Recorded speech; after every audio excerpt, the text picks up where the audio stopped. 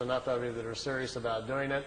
I have my own copper pyramid that Billy made for me that we use in groups, and I'll teach you some meditations, and I'll teach you some of the mind things, different areas of your mind, how to use the symbols and find them. So it's kind of fun stuff if you're interested in following that kind of path, as well as we'll go over some things about the universe and how our cycles, incarnation, how the rings are formed, and we'll have some fun with that and try some things. So we'll do a little bit of that tonight. I'll go over just a little bit. So let me see where I'm at on this tape and see if I'm anywhere close to where I want to be. Oh yes, here's Venus. Its first flight around our solar system. Here's a picture of Mars.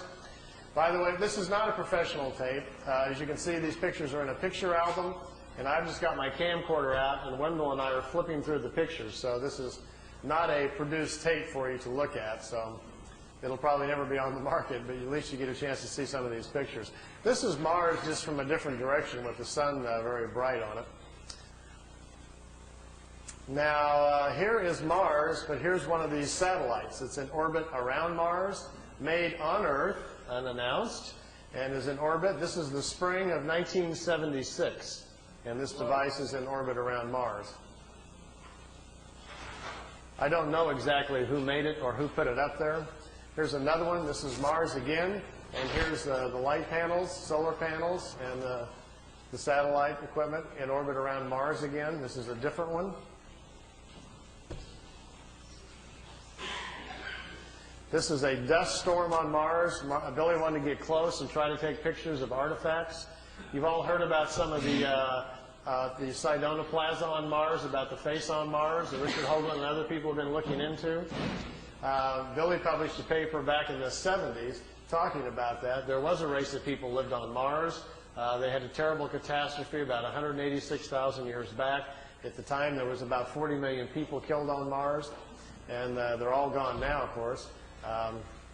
So there were societies there, and we will find quite a few remains of their civilization once we get up there.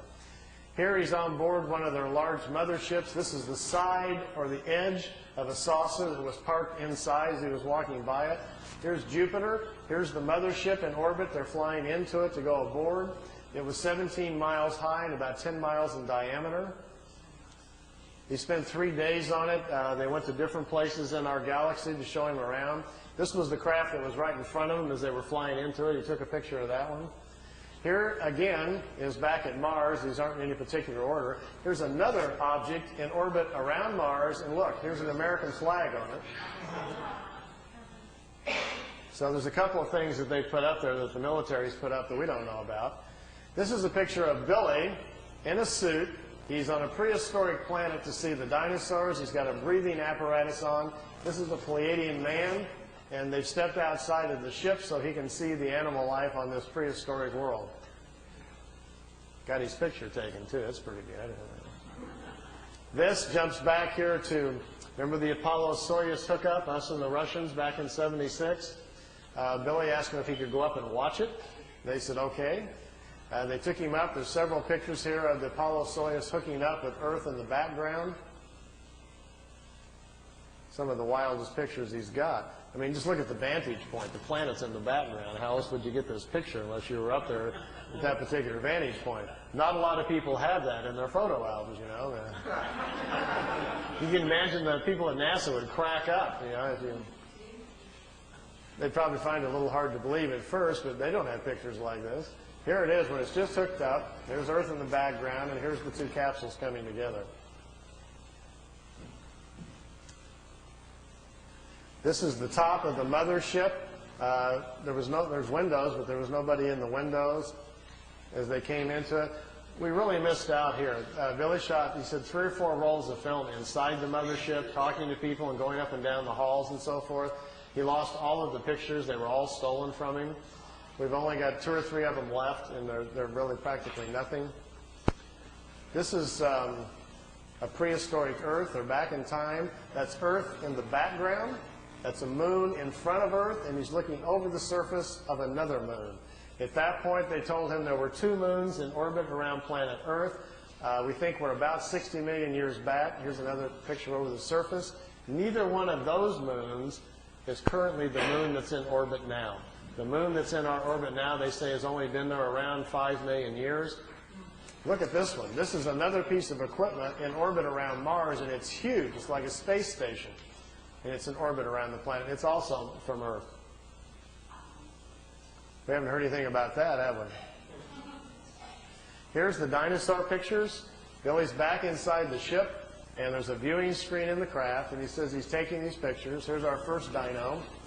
He's got kind of gold-brown skin, got large hind legs, short forelegs, and a head that looks kind of amphibian, like a vegetarian type. Here's the second one.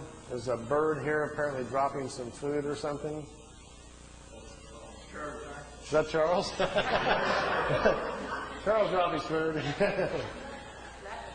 This one's pretty hard to see. Here's the head of some sort of creature crashing through some bushes here. It's hard to tell. I know it's probably hard to see these anyway from back there. But just the idea that someone could actually go back in time just really gets my brain going. There's a bird. There's his eyes, some pretty nasty looking teeth. And the last picture after this one is the strangest of all. It's a plant that has an insect head. Billy calls it a plantum.